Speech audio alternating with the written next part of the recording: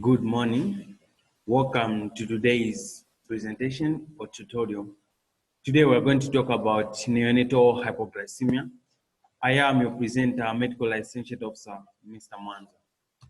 We'll start with the definition. So we'll define neonatal hypoglycemia as any increased blood sugar levels that are greater than 40 milligrams, or we'll say any blood sugar levels that are greater than 2.5 millimoles per deciliter.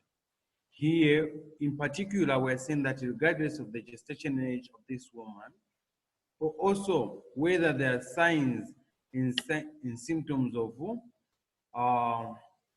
hypoglycemia. So, we'll look at what we call as the Whipple's triad. So the Whipple's triad is a tool, or rather it's a standard that will help us to make a diagnosis of neonatal hypoglycemia. Okay? So there are three important things that you are supposed to consider before you reach a diagnosis or a final diagnosis to say this is neonatal hypoglycemia. The first one, which is low glucose level, which is documented by the accurate lab methods. So we know that there are different ways on how we can check for blood sugar levels, but we'll go for the standard, the ones that have been taken by the specialists or the lab techs. Also, we have to ensure that there are signs and symptoms of hypoglycemia. Okay. The last thing is that once we've made a diagnosis of that and we've replaced with the glucose on this infant, and here all the signs and symptoms of hypoglycemia have been restored, and blood sugar levels has gone back to normal levels. Okay. So to define really the normal sugar levels still remains controversial, because from 2006 to 2007, 2004 to 2007, there are different definitions that have that have come. Okay, so the others who've defined it as blood sugar levels that are in the ranges of 50 to 110 milligrams per deciliter. That is Carson, who defined it in 2006. But also others who defined it as any blood sugar levels in the neonate which is less than 40 milligrams per deciliter. That was in 2004 by Vekran and Warden. Also, the other definition still comes to say any sugar levels that remains less than 30 milligrams per deciliter. That is, this is whereby we're talking about an infant who's gone up to 10. Or any sugar levels that are less than 20 milligrams per deciliter for a preterm infant. Okay. And lastly, Cowett defined it as the sugar levels that are less than 45 milligrams per deciliter. Okay. So the overall incidence of hypoglycemia is in the ranges of 1 to 5 per 1,000 live neonates that are born. Okay. So what we should know, what we should understand is that 10%, if feeding is delayed in the first 3 to 6 hours after the birth, there is a high chance of 10% of all this neonate going into hypoglycemia. But above all, the major risk factors that will predispose them to have hypoglycemia: one, small for gestation age, which is in the ranges of 15%, preterm infants. Also, we also look at for those infants who have low gestation age. Okay. The question that is most asked is to say, why is hypoglycemia a problem in in neonates, or rather infants?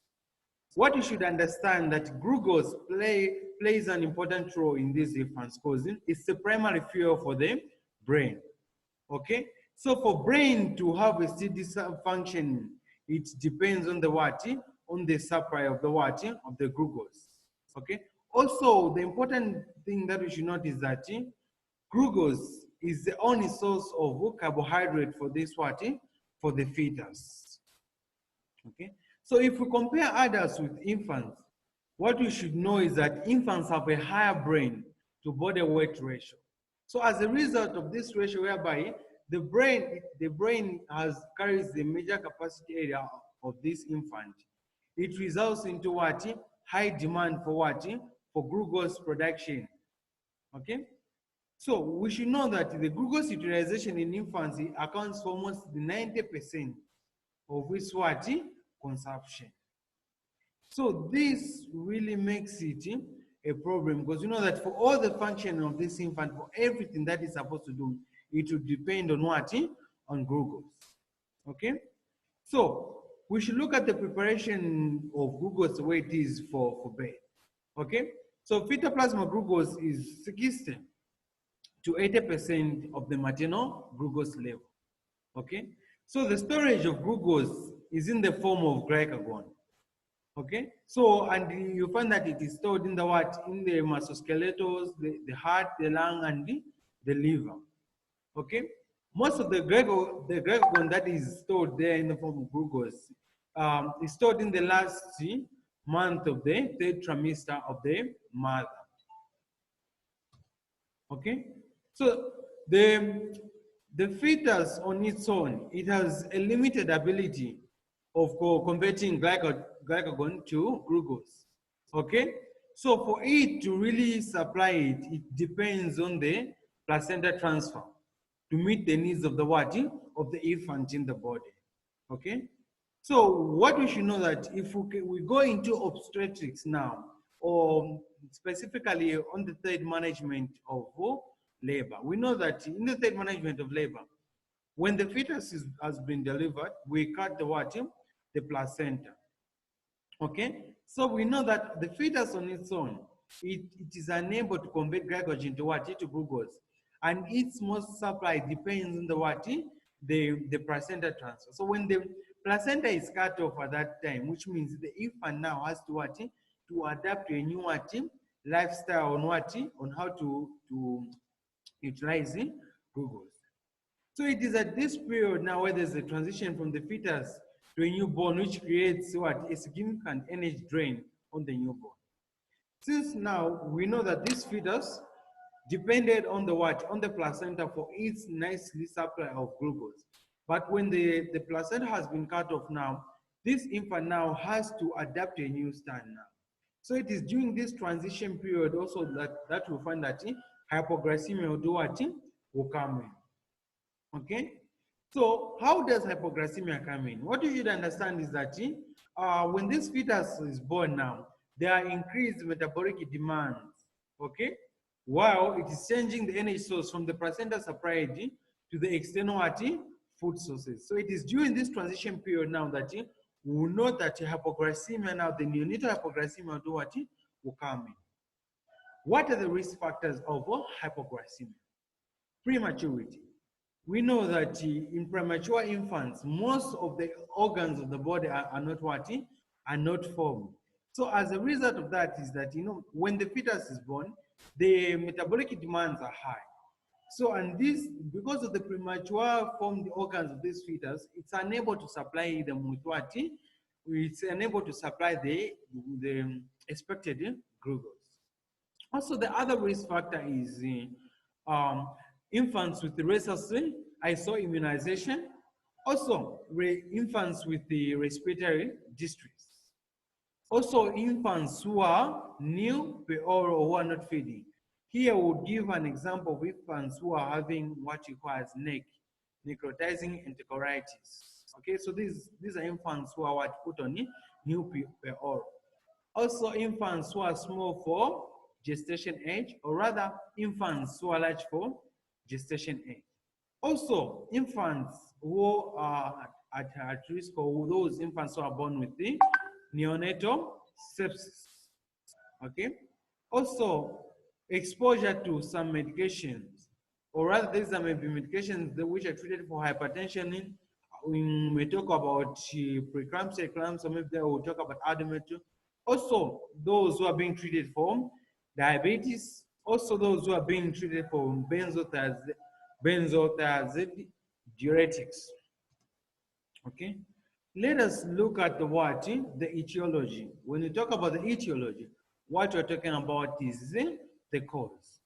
Okay, so neonatal hyperinsulinism, okay, we define this as an increased utilization of glucose.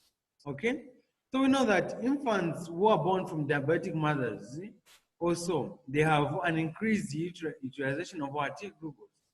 Also, we may talk about erythroblastosis. Also, we may talk about isolated cell hyperplasia. Also, we may talk about Beckwith-Wiedemann syndrome. Okay. Also, we may talk about insulin producing what? Tumors. These are among the major causes of what? Neonatal hypoglycemia. Also, decreased production or store may result into what? Hypoglycemia. Almost all the things that we really talked about, the prematurity, the intrauterine growth retardation. Also, inadequate calories intake. Also, sometimes the least of all, the delayed onset of feeding, which may lead to what? Neonatal hypoglycemia. So we know that in cases where we find that there will be increased utilization or decreased production of glucose is in conditions whereby you find that there is beta asphyxia, there is hypothermia, or maybe there is a glycogen storage disease in this new infant. Also, maybe there is galactosemia. We'll find that in those such cases, there are higher chances that this neonate will go into what? Neonatal hypoglycemia. So the factors that negatively affect the glucose availability after birth are mostly the inadequate glycogen, okay, which may come from conditions of the glycogen storage. Also, increased utilization of glucose. Also, excessive what? Insulin in the new infant. When we talk about inadequate glycogen, okay, so what we should understand that by third semester, glycogen stores increases rapidly. Basically, this is in the last month of the pregnancy of the mother. So in this third trimester, what is happening is that in the third trimester, the glycogen stores now that are at their peak of what? Of storage. Also, preterm infants, okay, those that are born before the gestation age, the infants that are born before the term gestation age, these ones, okay, they have little glycogen which is available, okay. So what is happening is that we know that infants that are premature, their levels of glycogen storage is still not at its peak. So what will happen is that if they are born at that period of time, which means the glycogen storage that is available is easily depleted. Okay, so small for gestation age birth weight, which is greater than the 10th percentile. Okay, what is happening in here is that those infants that are chronically stressed, they have a higher metabolic demand, and what is happening is that due to this increase in demand for glucose, all the available glycogen, all the stored one is what is used up for the growth and the survival of the what? Of the premature infant. So also what you should understand that post-mature infants at high increased risk also of going into what? Neonatal hypoglycemia, because these are fully mature, these are fully formed, which means the need or the desire for glycogen for its normal function is at what? It's at its highest peak. Let us look at the increased utilization of glucose. These infants that are sick, when we talk of sickness here, we talk about early neonatal sepsis or the stressed infant. Here also what is happening is that since they are stressed, the body's demand for metabolic use is what? Is increased. So what will happen is that due to this increase of metabolic demand, they will be used up of all glucose that is available quickly. Okay? So we'll talk about the other etiology that we outlined earlier, which is excessive insulin. Okay? Okay, infants of diabetic mothers. The main consequences for the neonate is that we are worried about the outcome now. So single most important factor in determining the outcome for the infant is what? the maternal control of the what? Of the glucose.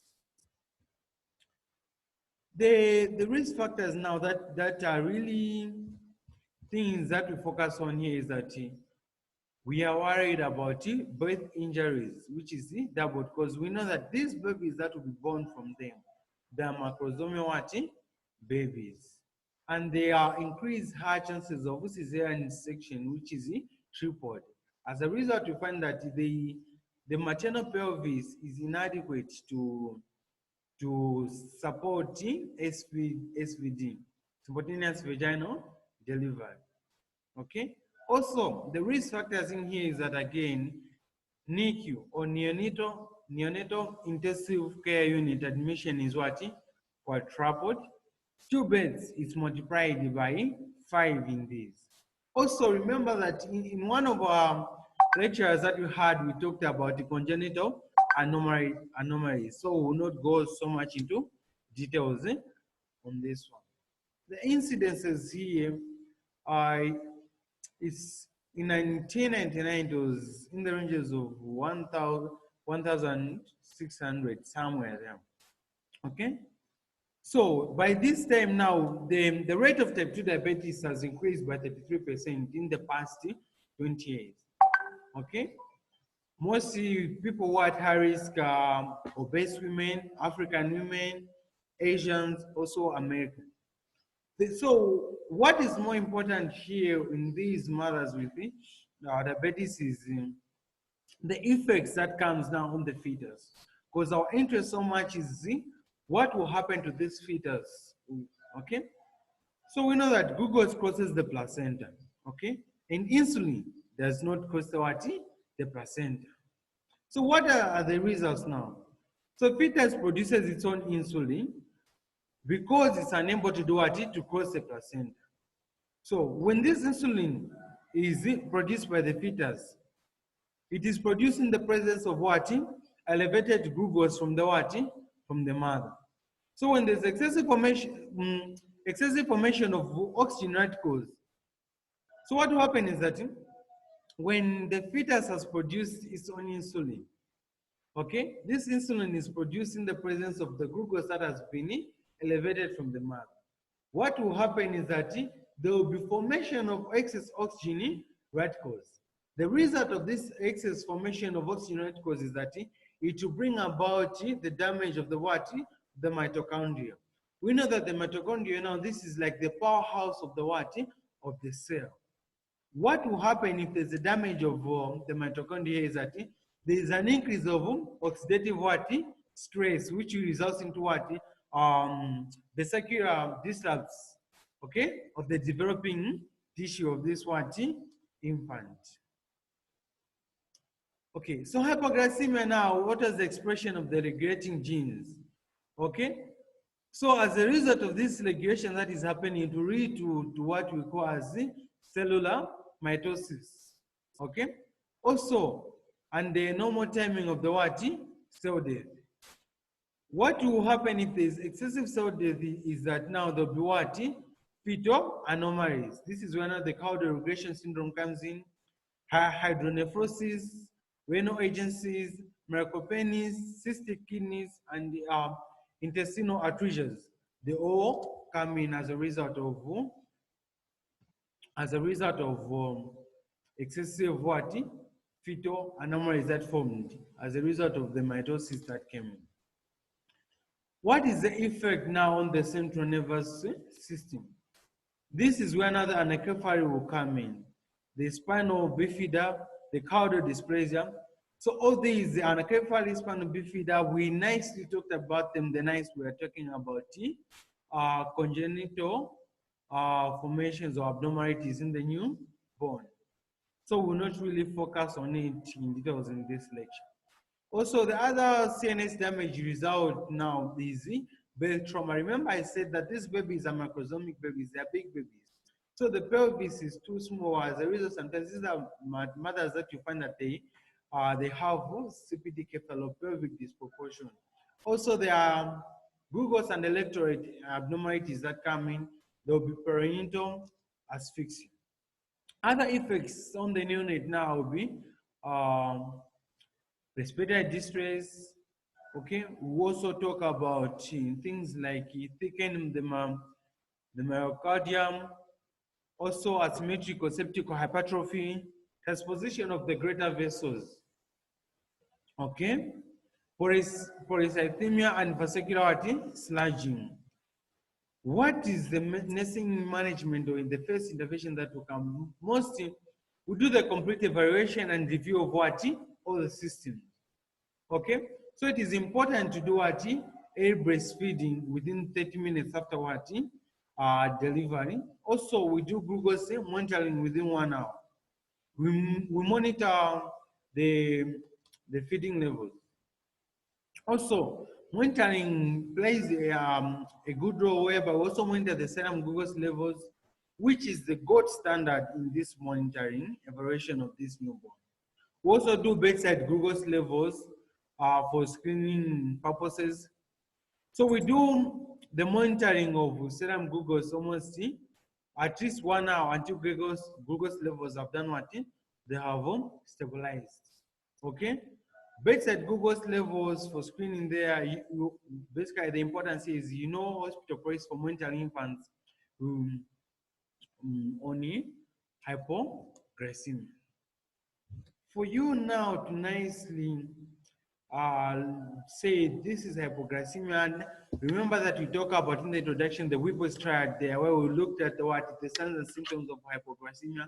Also, we talked about the restoration of normal glucose levels after administering of glucose. You also have to know the signs and symptoms of hypoglycemia.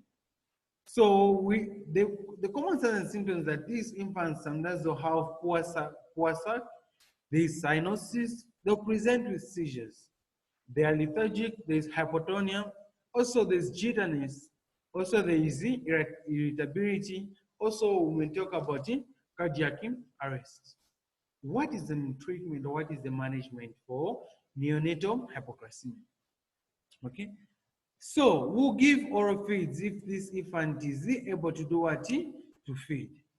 Okay, if glucose is very low or if the infant is unable to feed oral, we'll administer 2 meals per kg of dextrose, which is an IV bolus.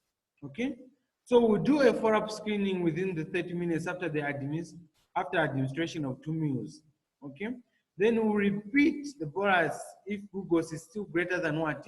50 milligrams per deciliter.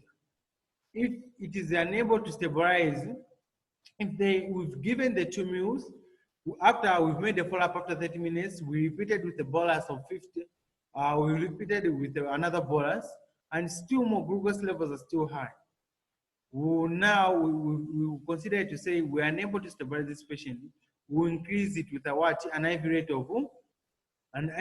or use of glucose here. Okay, the prevention here is that we increase the awareness of conditions that predispose an infant to hypoglycemia. If we talk about this, remember we talk about prematurity, delayed feeding after breastfeeding after birth of an infant. We talked about small for gestation age. All those things are things that will predispose hypoglycemia. So in prevention, those are the conditions that we're trying to do to avoid. Early screening of risk infants. You know that all infants that are prematurely born, they have high chances of developing hypoglycemia. Why? Because we talked about it in this tutorial to say they have unformed, they don't have fully formed organs. And this is not fully formed organs. What is happening is that they easily use up all the available stored glycogen, glucose in form of glycogen there, for it to support the growth of this infant. Okay. Also, it's important to maintain good temperature. Thank you so much for watching this tutorial. See you next time as we'll be talking about necrotizing enterocolitis. In case of any question, you can leave them on the YouTube channel. I will get back to you. Thank you so much.